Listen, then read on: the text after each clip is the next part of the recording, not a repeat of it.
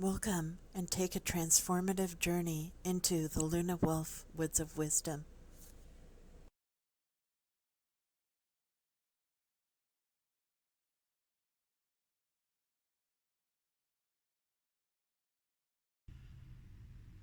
Hey guys, welcome to the Lunawolf Woods of Wisdom, and I am back with another deck reveal.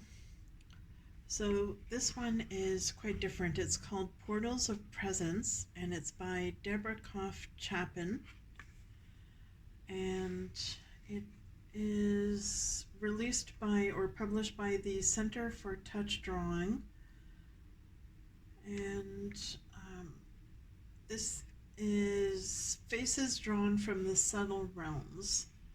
So it comes in a two-piece hardcover box, and on the cover, this is what the cover of the box looks like. It's hard to get it in the screen there. So on the inside of the box, looks like this. So this eye reminds me of, I don't know if you've seen that movie, Pan, I think it's called. It's kind of a dark movie, like a fairy tale, but this reminds me of the scene where she's on her one of her tests where she has to go into a locked room and retrieve a key, and there's a monster on the inside of the room, and his eyes looked like this. Anyways, so the other inside at the bottom of the box looks like this pattern. So it's a dark blue, and on the back of the box it says, enter a deeper relationship with yourself and the world through the universal language of the human face. The images in the deck were selected from 20 years of work created in the presence of ancient trees, mountains, standing stones, temples, cathedrals, and human wisdom carriers from many lineages. Each face radiates a unique presence. Think of them as allies, nature spirits, beloveds, or visitors from subtle realms. Gaze deeply and explore your relationship with these beings. Rather than offer written meanings, the guidebook supports you to cultivate your own experience with the cards. It offers ways to select them, lay them out, and enliven them through creative processes. It also includes an audio download of a guided meditation with original music.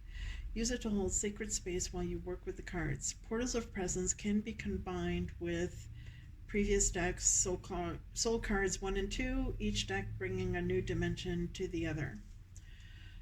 So the author is the artist, and she's the one that I believe created this touchdrawing.com website, which is the Center for Touch Drawing.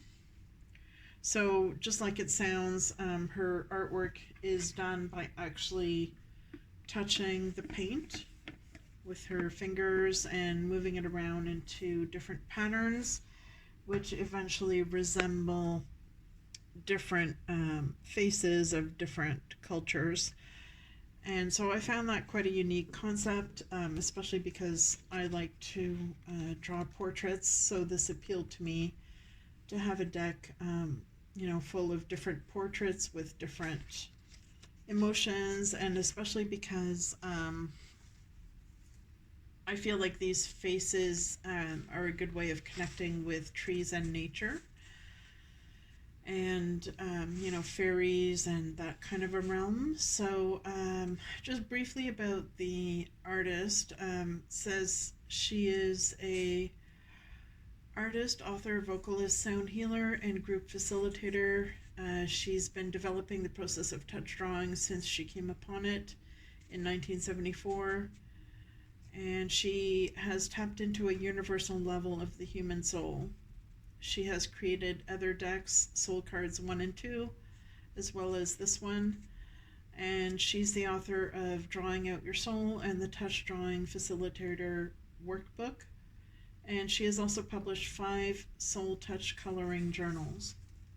She is the founding director of the Center for Touch Drawing, and she does workshops worldwide. And she currently lives in Washington. So she, at the back of the book, um, first of all, the guidebook is not very thick. However, it is full of information that is often not included in other guidebooks, which is one of the reasons I was interested in this. So in the back of the book, she talks about her sources of inspiration. She doesn't want to give out exactly what inspired each of the cards in the deck. However, she does generally name some places and events that may have inspired some of the cards in the deck. So I found it interesting that some of the people that she refers to as inspiration would be Dalai Lama, as well as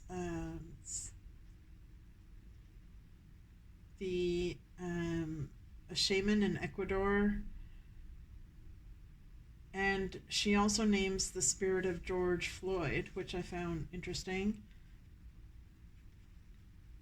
And there is one particular card in here which I believe may be that spirit of George Floyd. So I'll show you that when I get to it. She also names off some places that may have inspired her with some of the cards. So the Calenus stones in Scotland, Cathedral in France, Mayan temples, the U Circle in Wales, Avebury Stone Circle in England, Singing Hill in California, La Push Culotte Reservation, Whitby Institute, Mount Pilchuck, Scalitude, and her island studio. And as well, she names off some events that may have inspired her. So more about the book. I feel like this book is well worth the money, even though it is not as massive as some of the books we've become accustomed to.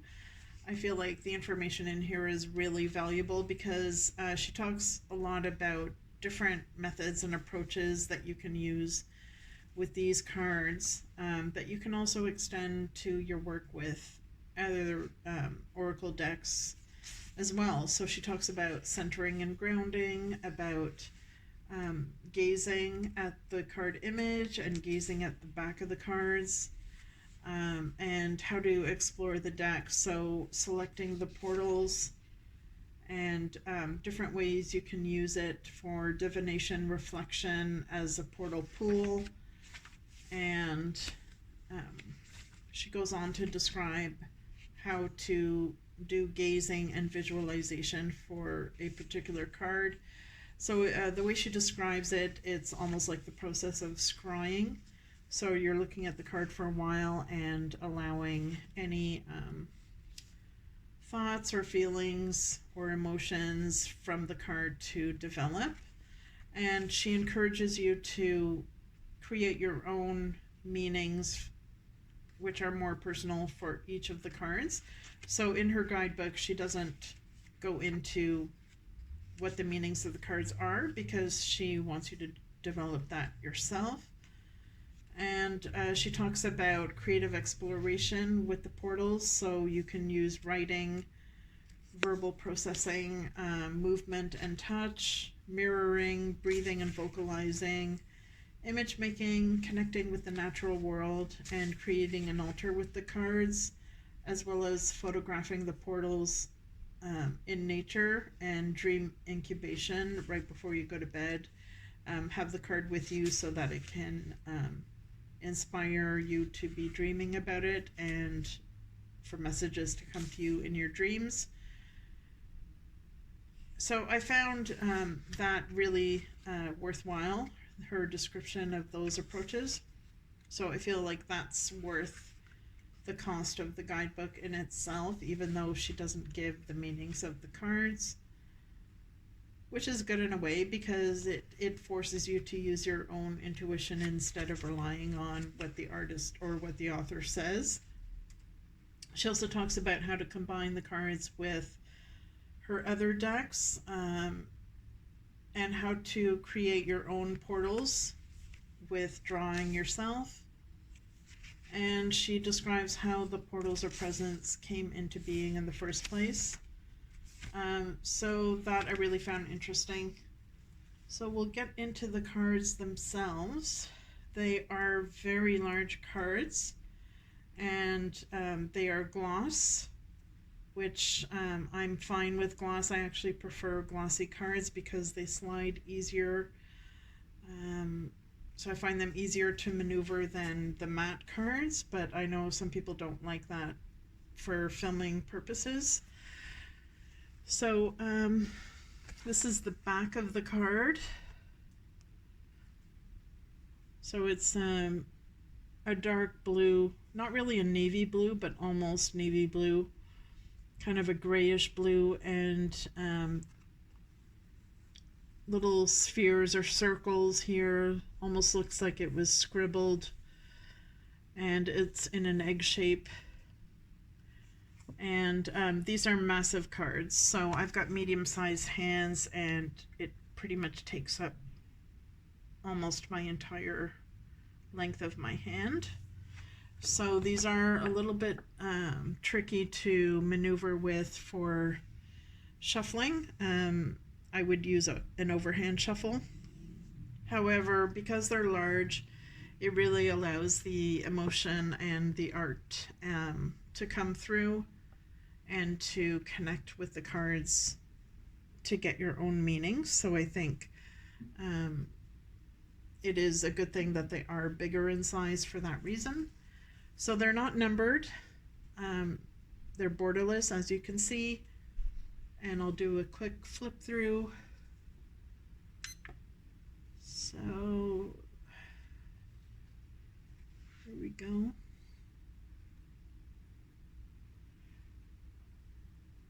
So since there are no predefined meanings, obviously there's no titles and no meanings. It's up to you to create that yourself. So I'm not going to get into what I think the meanings should be because that's personal.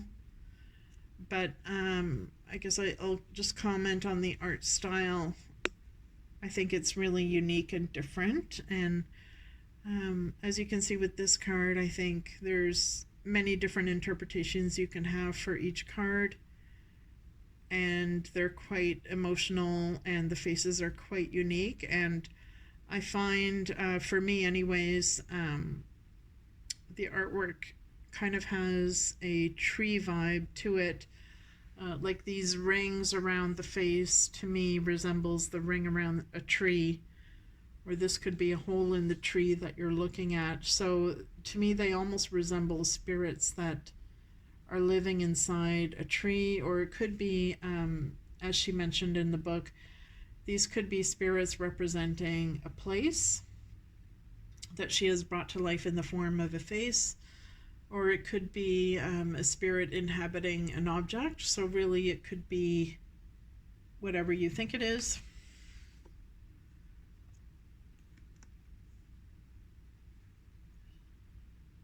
Some of these have a fairy kind of vibe, at least for me. And there's a lot of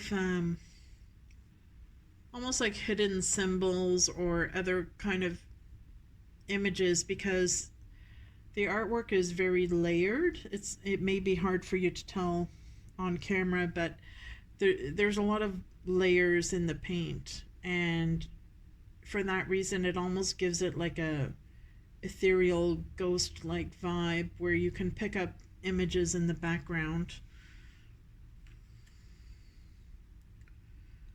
And to me, this one reminds me of fire, fiery kind of energy.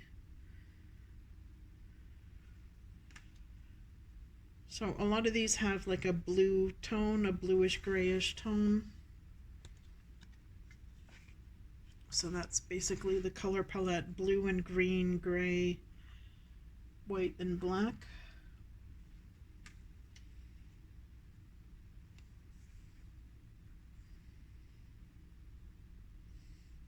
This one here makes me think of a goddess kind of energy.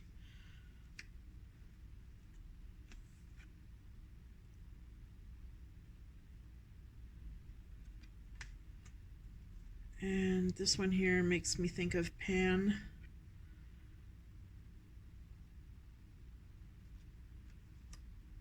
And this one, to me, looks like a sun kind of energy.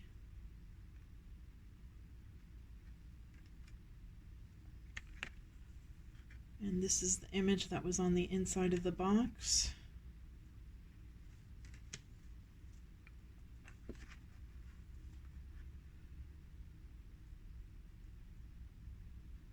So as we can see, there's different, it looks like different cultures that are represented here, so there is diversity in the deck.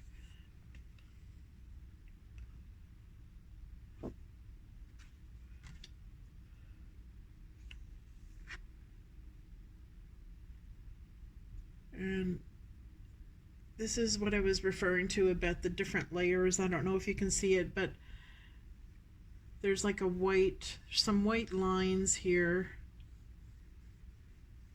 So it almost looks like either a flower or maybe a butterfly. It's superimposed over the face, and then there's a black circle with a white circle here, almost at the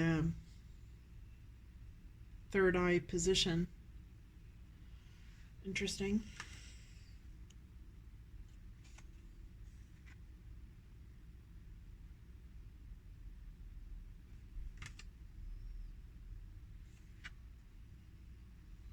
There's another one, seems to be a light where the third eye is.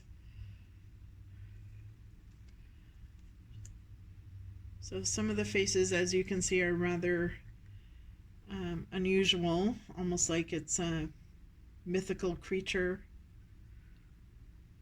or like a face that's hiding underneath something else.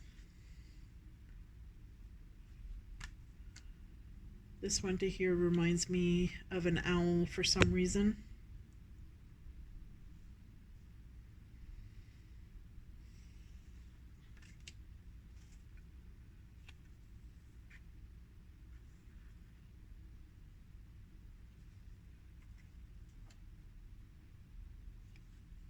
So she doesn't really get into why she chose this particular color palette. But one of the things she does say in the guidebook is that one of her inspirations was looking into bodies of water and kind of like dropping a pebble into the water and watching the ripples form. And within those ripples, she would imagine a face and do the artwork from that. So, and then build upon that to further refine the features of the face and whatnot. So I found that very interesting.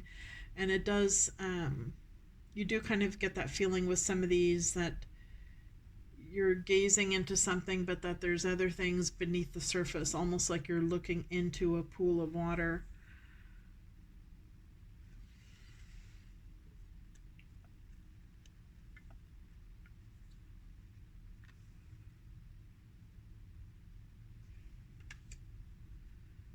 This one is very Picasso-esque.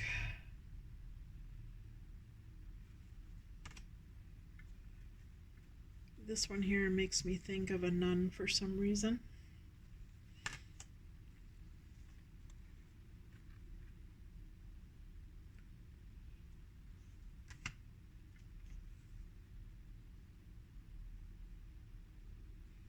So it's almost like, you know, a piece of music where the artist doesn't want to come right out and say what they were thinking the meaning of their song was. It's really up to everyone out there to interpret and build a meaning for themselves, which is more personal. So here the eyes are closed and there's an actual eye there where the third eye is. And then there's little patterns that have been etched into the blue, shaping the frame of the face here.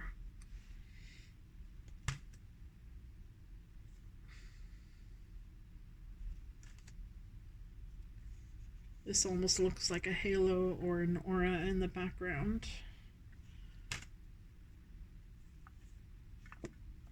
And this reminds me of an old man.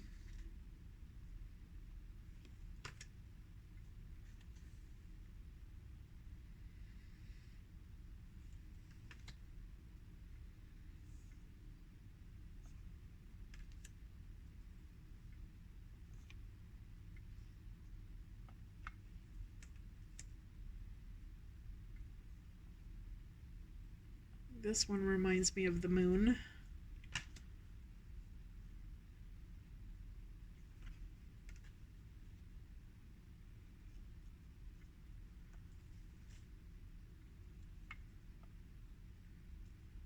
See, if you look closely here, it almost looks like there's a leaf that's been drawn.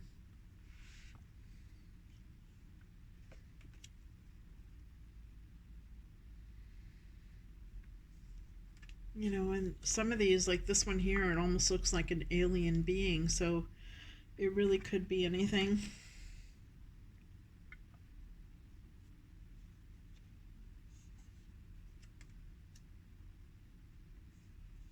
Unlike this one, it's quite different.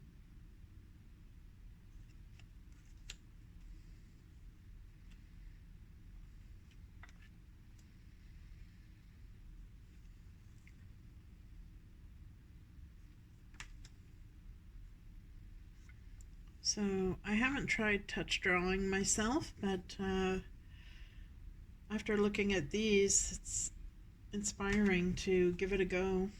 And I'm curious if anyone out there has tried it. What do you think of it? Have you tried to create faces as a result? Is it something that's easy or difficult to do?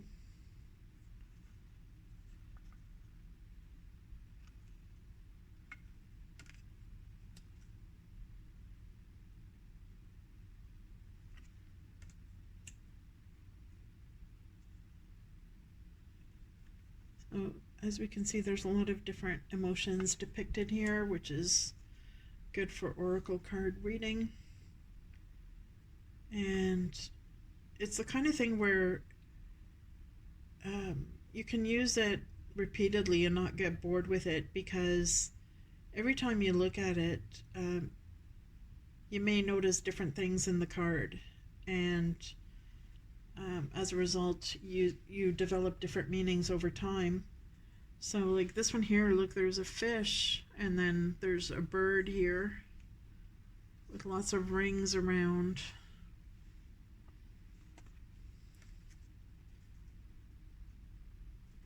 And this one here reminds me of a fairy type of energy.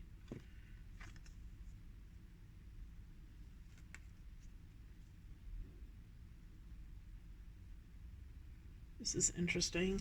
It looks like 3 different faces with 3 different emotions, almost like a split personality, maybe.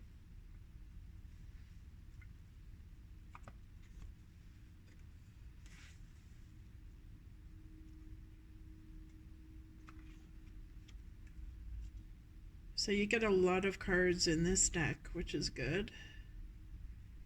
So that kind of makes up for, you know, the thinness of the guidebook.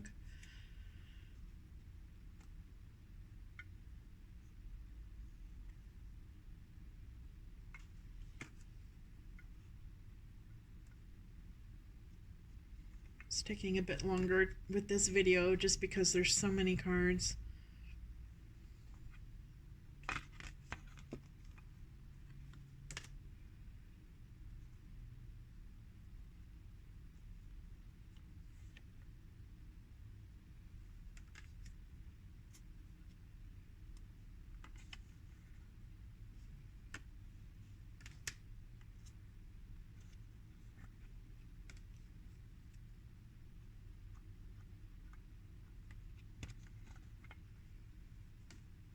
So I think this deck would go well with the Precious Gems Oracle that I had shown a few videos back. You can take a look at that one because that one also has a focus on portraits and faces.